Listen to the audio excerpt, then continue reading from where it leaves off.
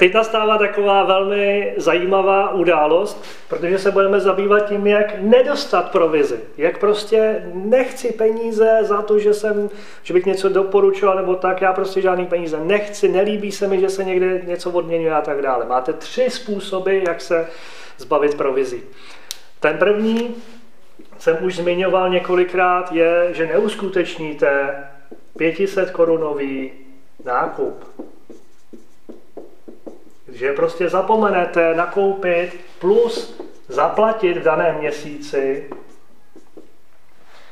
tak pokud toto nesplníte vlastně tuto podmínku minimálně 500 korunový nákup, je to včetně DPH samozřejmě, a nezaplatíte, tak provize v tomto případě, a to vás bude milovat, váš doporučitel, jde právě vaše provize, jde právě vašemu doporučiteli.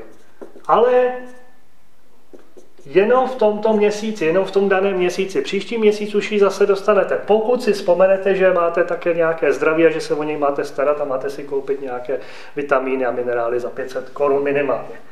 Tak, pojďme se podívat na druhou možnost, jak nedostat provize.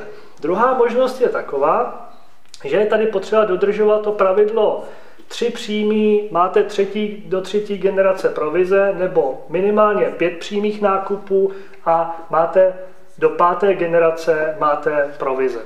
Pokud by se stalo, že nebudete mít těch 5 nákupů, ale budete mít klidně 5 generací pod sebou, tak potom ctíme pravidlo 3 generací a se 4. a 5. generace propadá ta provize vaše do rezervního fondu.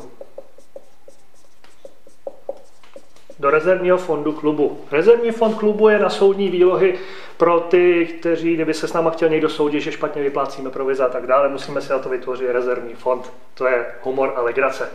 Takže pokud se neuskuteční 5 nákupů, pouze 3, potom vlastně 4. a 5. generace propadá do rezervního fondu. Pokud máte 3 přímé, ale neuskuteční se 3 nákupy, ale třeba jenom 1 až 2 nákupy v té vaší první generaci, tak i 2., 3., 4. a 5. generace opět provize z tohoto proudí do rezervního fondu. To jsou 2 způsoby, jak nedostat provizi. 3. způsob je, prostě to nedoporučujte nikomu a hezky česky si to nechte pro sebe.